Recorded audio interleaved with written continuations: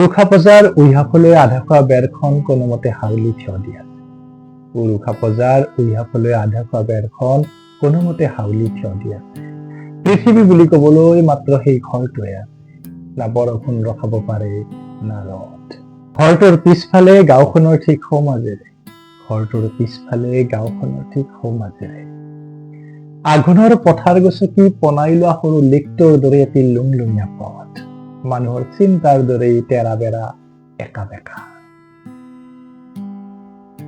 লিকটোৰ দৰে সৰু লুংলুঙীয়া বাটটোক এখন অস্পৃশ্যতাৰ সুউচ্চ দেৱালে ভাগ কৰিছে।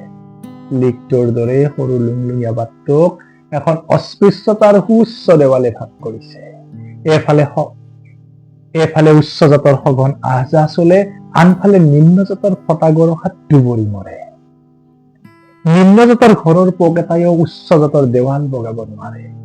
নিম্ন জাতৰ ঘৰৰ পোক এটাইও উচ্চ জাতৰ দেৱাল বগাব নোৱাৰে।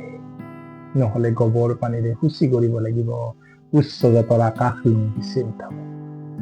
নহলে গোবৰ পানীৰে শুচি কৰিব লাগিব উচ্চ জাতৰ আকাশ লুংঘি চিন্তাবৰ। কেতিয়াবা উচ্চ বা নিম্ন দুই জাতৰ লগন হয়, কেতিয়াবা উচ্চ বা নিম্ন দুই জাতৰ লগন হয়। উচ্চ জাতে নিম্ন জাতৰ স্পৰ্শত লগন দিয়ে আৰু নিম্ন জাতে দৈন্যৰ হেঁচাত হেঁচাত।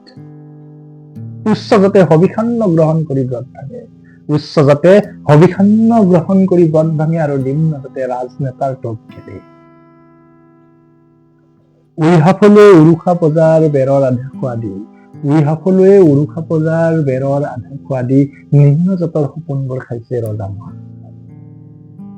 এনেকৈয়ে সভ্যতাৰ দেৱালত টিপচহী মাৰি মকৰা জালত লাগি ধৰা সপোনবোৰ চিতাত জ্বলাবলৈ অধীৰ আগ্ৰহেৰে বাট চাই কোনোমতে থিয় দি আছে উইহাফলৈ খাইনা ঘৰটো।